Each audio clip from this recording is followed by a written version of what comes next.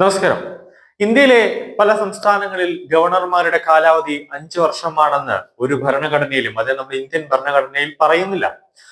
അത് കേന്ദ്രത്തിന്റെ ഇഷ്ടപ്രകാരം ചിലപ്പോൾ 5 വർഷം, ചിലപ്പോൾ 2, ചിലപ്പോൾ അല്ലെങ്കിൽ 3 വർഷം. അങ്ങനെ അത് കേന്ദ്രത്തിന്റെ ഇഷ്ടപ്രകാരമാണ്. സംസ്ഥാന സർക്കാരുമായിട്ടും, അതായത് ആ സംസ്ഥാനങ്ങളിലെ സർക്കാരുമായിട്ടും ഗവർണർ ഒരു ചെറിയ തോതിലൊക്കെ പ്രശ്നം ഉണ്ടാവുകയും ഒരു വാക്പോര് അല്ലെങ്കിൽ ഒരു അകച്ച ഉണ്ടാകും, സ്വാഭാവികം. പക്ഷെ ഗവർണർ മാറുന്ന സമയത്ത്, ഒരു സംസ്ഥാനത്ത് നിന്നും ഭരണത്തലവൻ മാറുന്ന സമയത്ത് സ്വാഭാവികമായിട്ടും ആ സംസ്ഥാനത്തിലെ മുഖ്യമന്ത്രി, ആ ഭരിക്കുന്ന പാർട്ടി സെക്രട്ടറി ഉൾപ്പെടെയുള്ളവർ ഗവർണർക്ക് ഒരു സെൻഡ് ഓഫ് കൊടുക്കുന്ന ഒരു ചടങ്ങ്, അല്ലെങ്കിൽ സെൻഡ് ഓഫ് കൊടുക്കുന്ന ഒരു മര്യാദ എല്ലാ സംസ്ഥാനങ്ങളും സ്വീകരിച്ചു വരുന്നുണ്ട്. പക്ഷെ കേരളത്തിൽ അങ്ങനെ ഒരു send off governor Arif Muhammad ഖാന് നൽകുമോ എന്നതാണ് സംശയം. കാരണം സംസ്ഥാന സർക്കാരിന്റെ, അതായത് പിണറായി സർക്കാരിന്റെ പല കള്ളത്തരങ്ങൾക്കും പൂട്ടിട്ട ഒരു വ്യക്തിയാണ് ഗവർണർ ആരിഫ് മുഹമ്മദ് ഖാൻ. ഒരു ഗവർണർക്ക് എങ്ങനെ ഗവർണർ ഭരിക്കണമെന്ന് ഭരണഘടനയിൽ വ്യക്തമായി പരാമർശിക്കുന്നുണ്ട്.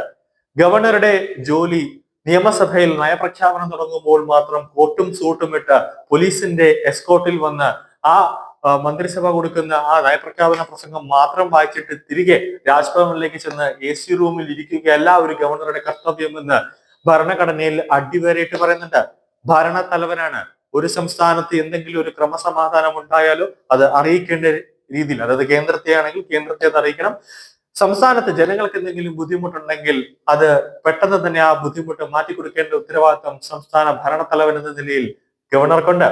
അതുകൊണ്ട് തന്നെയാണ് കേരളം ഭരിക്കുന്ന മുഖ്യമന്ത്രി പിണറായി വിജയന്റെ ക്ലിഫ് ഹൗസിൽ ചെന്ന് കൊട്ടിയാലും, ഭരണസിതാ കേന്ദ്രത്തിൽ ചെന്ന് കൊട്ടിയിട്ട് നിങ്ങൾക്ക് നീതി കിട്ടിയില്ലെങ്കിൽ രാജ്ഭവനിലേക്ക് വരൂ എന്ന് ഗവർണർ ആരിഫ് മുഹമ്മദ് ഖാൻ ജനങ്ങളോടും പത്രസമ്മേളനം നടത്തുമ്പോഴും മാധ്യമ പ്രവർത്തകരോടും ഉറക്കെ പറയുന്നത് ഇതുകൊണ്ടാണ്.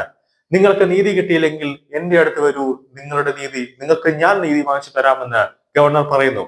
കൃത്യമായി ഭരണഘടന അനുസൃതമായി തന്നെയാണ് ഗവർണർ ആരിഫ് മുഹമ്മദ് ഖാൻ 5 വർഷവും കേരളത്തിൽ ഗവർണറായിട്ടിരുന്നത്.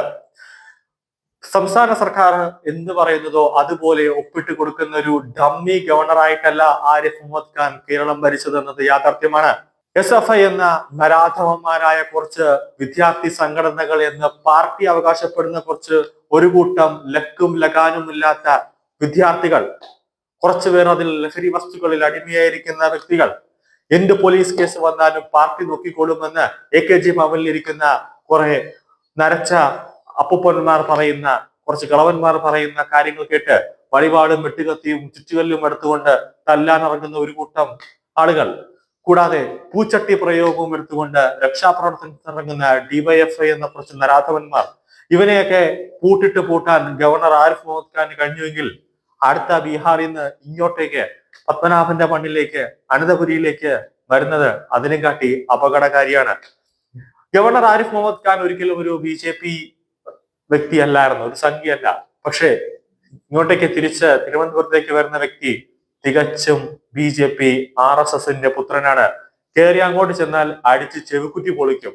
അങ്ങനെയാണ് RSSന്റെ പ്രസ്ഥാനം എന്ന് പറയുന്നത്. അഴിമതി കണ്ടാൽ ഇടപെടും. കാരണം ബീഹാറിൽ യൂണിവേഴ്സിറ്റി മൊത്തത്തിൽ ഉടച്ചു വാർത്ത് നല്ല നിലയിലേക്ക് എത്തിച്ച വ്യക്തിയാണ്. ആ വ്യക്തിയാണ് ഇപ്പോൾ തിരുവനന്തപുരത്തേക്ക് യൂണിവേഴ്സിറ്റി സർവകലാശാല മൊത്തത്തിൽ ഒന്ന് ഉടച്ചു വാർക്കാൻ വരുന്നത്. എന്നാലും ഉന്നത വിദ്യാഭ്യാസ മന്ത്രി ബിന്ദുവും പിണറായി വിജയനും അടക്കം ഒരുപാട് വെള്ളം കുടിക്കേണ്ടി വരും. കേരളത്തിൽ കുടിവെള്ളം കിട്ടാനില്ല എന്നതും നമ്മൾ ആദ്യം ചിന്തിക്കേണ്ട ഒരു കാര്യമാണ്. ഇപ്പോ CPMന്റെ സംസ്ഥാന സെക്രട്ടറി MV ഗോവിന്ദൻ ഗവർണർക്ക് ഒരു ഭീഷണി ഇപ്പൊ കൊടുത്തിരിക്കുകയാണ്. അതായത് കേരള ഗവർണർ ആരിഫ് മുഹമ്മദ് ഖാൻ പ്രവർത്തിച്ചത് ഭരണഘടനാ വിരുദ്ധമായിട്ടാണെന്നും പുതിയ ഗവർണർ മാറി വരുമ്പോൾ, അതായത് പുതിയൊരു ഗവർണർ വരുമ്പോൾ സർക്കാർ പറയുന്നത് പോലെ കേട്ട് ഭരിച്ചു കൊള്ളണം എന്നൊരു ഭീഷണിയാണ് സംസ്ഥാന സെക്രട്ടറി MV ഗോവിന്ദൻ പറഞ്ഞിരിക്കുന്നത്. MV ഗോവിന്ദനെയും പിണറായി വിജയന്റെ മന്ത്രിസഭയെ മൊത്തത്തിൽ തിരുവനന്തപുരത്തെ CPMന്റെ സമ്മേളനത്തിൽ എടുത്തിട്ട് ചവിട്ടി കൂട്ടിയതാണ് സ്വന്തം അണികൾ പോലും. അതായത് MV ഗോവിന്ദൻ എന്താണ് പറയുന്നത് MV ഗോവിന്ദന് പോലും പറഞ്ഞുകൂടാ എന്ന് പാർട്ടി തന്നെ പറഞ്ഞൊരു കാര്യമാണ്. അപ്പോൾ വീണ്ടും SFI ഗവർണറെ ആക്രമിക്കാനും പൂച്ചട്ടി കൊണ്ട് അടിച്ചു തകർക്കാനും ഒക്കെ ഇറങ്ങി ചെന്നു കഴിഞ്ഞാൽ ആരിഫ് മുഹമ്മദ് ഖാനെ കാട്ടി അപകടകാരിയാണ് വരുന്ന പുതിയ ഗവർണർ. പുള്ളി തന്നെ ഒരു പോലീസ് എസ്കോർട്ടിന്റെ ആവശ്യമില്ലാതെ പുള്ളി തന്നെ നിങ്ങളെയൊക്കെ ചവിട്ടി കൂട്ടും എന്ന രീതി ആദ്യം ഓർത്തിട്ട് വേണം. തടി കേടാവുന്നെങ്കിൽ ഓർക്കണം. കാരണം നിങ്ങളെ പിണറായി സർക്കാർ തന്നെ ഭരിക്കുന്ന ആശുപത്രികളിൽ മരുന്നിന് ലഭ്യത കുറവാണ്. ഡോക്ടർമാരുടെയൊക്കെ മേശപ്പുറത്ത് മെഡിക്കൽ റപ്പുമാരും മെഡിക്കൽ കമ്പനിക്കാരും വയ്ക്കുന്ന മരുന്നുകൾ മാത്രമേ ഉള്ളൂ. അത് കഴിച്ചു കഴിഞ്ഞാൽ ചിലപ്പം സ്പോട്ടിൽ തന്നെ ഹാർട്ട് വരെ അടിച്ചു പോകാനുള്ള സാധ്യതയുണ്ട്. അതൊന്നും ടെസ്റ്റ് ചെയ്യാതെയാണ്, പൈസയ്ക്ക് വേണ്ടിയാണ് ഡോക്ടർമാരുടെ മേശപ്പുറത്ത് കൊണ്ട് മരുന്ന് വെക്കുന്നത്. അതുകൊണ്ട് മുറിവ് പറ്റി കഴിഞ്ഞാൽ ആശുപത്രിയിൽ പോലും കിടക്കാൻ കെട്ടുപോലും ഉണ്ടായില്ല. വരുന്ന ഗവർണർ അടിച്ച് ചൂക്കുറ്റി പൊട്ടിക്കുന്ന രീതിയിലേക്ക് കാര്യങ്ങൾ എത്തും. അതുകൊണ്ട് SFI പിള്ളേരും DYFI പിള്ളേരും തടി കേടാവണ്ടെങ്കിൽ സൂക്ഷിച്ച് ഓരോരുത്തിരുന്നാൽ നിങ്ങൾക്ക് നല്ലത്. അപ്പോൾ ഗവർണറെയൊക്കെ ഭീഷണിപ്പെടുത്താൻ ചെല്ലുമ്പോൾ ഭരണഘടനയുണ്ട്. അല്ലാതെ നിങ്ങളുടെ CPM-ന്റെ പാർട്ടി ഭരണഘടന അനുസരിച്ച് ഒരു ഗവർണർക്കും ഭരിക്കാൻ പറ്റില്ല. അവിടെ അഴിമതി ഉണ്ടെങ്കിൽ ആ ഗവർണർ അതിനെ പിടിച്ചു വയ്ക്കും, തിരിച്ച് രാഷ്ട്രപതിക്ക് അയക്കും. അതുകൊണ്ട് തന്നെ ഭീഷണിപ്പെടുത്തി കാര്യം നേടാനെന്ന് ചില സർക്കാർ ഓഫീസുകളിൽ ചെന്ന് ഭീഷണിപ്പെടുത്തി നിങ്ങളുടെ ഹുങ്ക് കാണിക്കുന്ന രീതി ഇവിടെ ഗവർണർക്ക് ചെന്നാൽ കാലവാരി ഈ പുതിയ ഗവർണർ നിലത്തടിക്കുമെന്നത് ഒന്നും കൂടെ ഓർമ്മപ്പെടുത്തുന്നു.